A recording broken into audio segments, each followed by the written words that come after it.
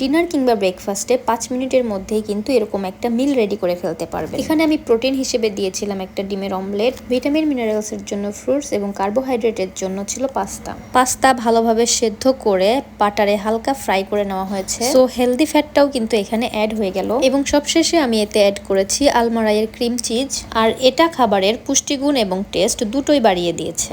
আগে থেকে যদি ভেজিটেবল দিয়ে পাস্তা সস প্রেপ করে রাখা যেত তাহলে সেটাও কিন্তু এখন এখানে অ্যাড করা যেত, অথবা হাতের কাছে যদি কোনো ফ্রেশ ভেজিটেবলস থাকতো সেটাও কিন্তু এই মিলের একটা পার্ট হতে পারতো। এটা রাফানের সকালের খাবার ছিল, আর এখন আমার হাতের কাছে কোনো সবজি ছিল না, তাই ঝটপট করে এটাই ওর আজকের ব্রেকফাস্ট। আর রাফানের যে ভেজিটেবলের গ্যাপটা থাকলো এটা কিন্তু আমি পরের মিলে গিয়ে ওকে ফিল আপ করে দিয়েছি। অনেকে হয়তো এটা নিয়ে টেনশনে পড়ে যান যে প্রতি বেলায় হয়তো বাচ্চাকে সব রকমের খাবার দিতেই হবে। আসলে কিন্তু ব্যাপারটা তা নয়। একটা বাচ্চা সারা দিনে যা যা খাচ্ছে পুরো দিনের খাবারের তালিকা মিলেই কিন্তু হিসাবটা করতে হবে যে ওর পুষ্টির ব্যালেন্সটা ঠিক আছে কিনা। অর্থাৎ একটা বাচ্চা সারা দিনের খাদ্য তালিকায় কার্বোহাইড্রেট, আমিষ, প্রোটিন, ভিটামিন, মিনারেলস সবকিছু মিলিয়েই কিন্তু থাকতে হবে। যদি এক বেলার মিলে কোনো পুষ্টি উপাদান বাদ পড়ে যায় তাহলে পরের মিলে গিয়ে অবশ্যই সেটা ফিল আপ করতে হবে। যেমন সকালের নাস্তায় রাফানের প্লেটে কোনো সবজি ছিল না, আমি দুপুরবেলা তাকে সবজি রান্না করে দিয়েছিলাম, মাছ দিয়েছিলাম আমিষ হিসেবে। তো যাদের বাচ্চার বয়স অলরেডি 1 বছর বা তার বেশি,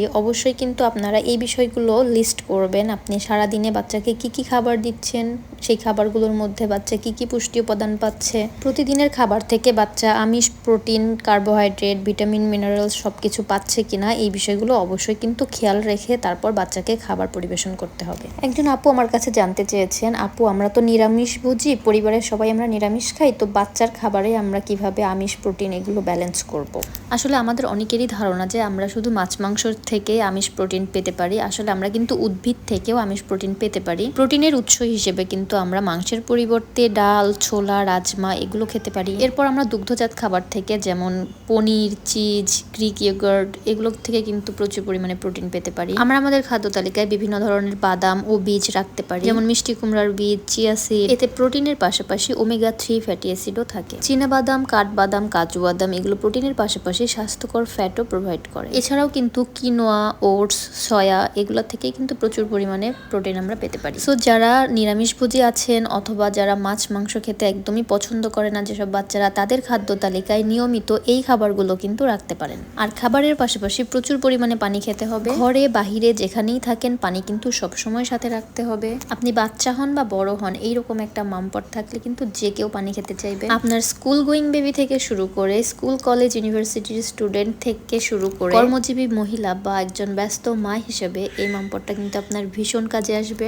এই ছোট্ট কিউট মামপটটা আমি নিয়েছি রাফানের জন্য। এটা সম্পূর্ণ স্টেইনলেস স্টিলের তৈরি, আর এর স্ট্রটা সম্পূর্ণ সিলিকনের তৈরি হওয়ায় এটাতে পানি সংরক্ষণ করলে পানিটা থাকবে একদমই আমাদের স্বাস্থ্যের জন্য নিরাপদ। আর সবচেয়ে ভালো ব্যাপার হচ্ছে এতে যদি আপনি ঠান্ডা পানি রাখেন এটা ঠান্ডাই থাকবে, যদি গরম পানি রাখেন এটা কিন্তু গরমই থাকবে, তাও দীর্ঘ সময় ধরে এটা পানির টেম্পারেচারটা ঠিক রাখতে পারে। আর এরকম সেম আরেকটা পট আমি রায়ানের জন্যও নিয়েছি। রাফানেরটার সাইজ অনেক ছোট, মিনি সাইজ, আর রায়ানেরটার সাইজটা কিন্তু একটু বড়। ওটাতে পানি ছিল জন্য আমি ভিতরে খুলে দেখাতে পারিনি, এটা আমি খুলে দেখাচ্ছি ভিতরে। এটা কিন্তু দুইটা স্টেপে খুলে, একবার খুললে আপনি স্ট্র দিয়ে পানি খেতে পারবেন, আরেকবার খুললে স্ট্র ছাড়াও পানি খেতে পারবেন। আর ভিতরের অংশটা দেখেন একদম পুরোপুরিভাবে স্টেইনলেস স্টিলের তৈরি। এখান থেকে মাইক্রোপ্লাস্টিক, ন্যানো প্লাস্টিক, কোনো প্লাস্টিকে কিন্তু রিমুভ হওয়ার মতো কোনো চান্সেস নেই। আর এটার সাথে যে সিলিকনের স্ট্রটা দেওয়া আছে এটা কত উন্নত মানের একটা সিলিকন দিয়ে তৈরি, আপনারা দেখলেই বুঝতে পারতেছেন। আর এটাতে কিন্তু পানি লিক হওয়ার কোনো চান্সেস নেই, কারণ এতে খুব সুন্দরভাবে সিলিকনের গ্রিপ দেওয়া আছে। এই কিউট মামপট গুলো পেয়ে যাবেন মিরহাস শপ ফেসবুক পেজে।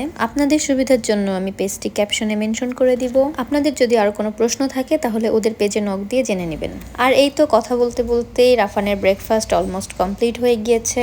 যাদের বাচ্চারা ভাত খেতে পছন্দ করে না তারা কিন্তু প্রতিদিন একবেলা পাস্তা দিতে পারেন। ইনস্ট্যান্ট পাস্তা ব্যবহার না করে গমের তৈরি পাস্তা ব্যবহার করবেন। ভাত যেমন কার্বোহাইড্রেট সমৃদ্ধ খাবার, পাস্তাটাও কিন্তু কার্বোহাইড্রেট সমৃদ্ধ খাবারই। সো ভাত, পাস্তা একটা কিন্তু আরেকটার অল্টারনেটিভ হিসেবে দেওয়া যায়। স্বাস্থ্যসম্মতভাবে রান্না করলে পাস্তা রেগুলার খেলেও কোনো সমস্যা হয় না। বিদেশে 6 মাস বয়সের পর থেকেই পাস্তা শুরু করা হয়। রাফানকে আমি প্রথম পাস্তা দিয়েছিলাম ওর 7 মাস বয়সে। অনেকেই আমাকে এটা নিয়ে অনেক আজে বাজে কমেন্ট করেছে, অনেকে অনেক কথা বলেছে, কিন্তু পাস্তা আমার কাছে ফিঙ্গার ফুড হিসেবে বা ভাতের বিকল্প হিসেবে বেস্ট একটা চয়েস বলে মনে হয়। যারা লেড উইনিং শুরু করতে চাচ্ছেন আবার পরিষ্কার করার ঝামেলাটাও নিতে চাচ্ছেন না, তারা কিন্তু পাস্তা দিয়ে শুরু করতে পারেন। পারেন। নিচে পড়ে গেলে বারবার তুলে দেওয়া যায়, তাই অপচয়টাও কম হয়।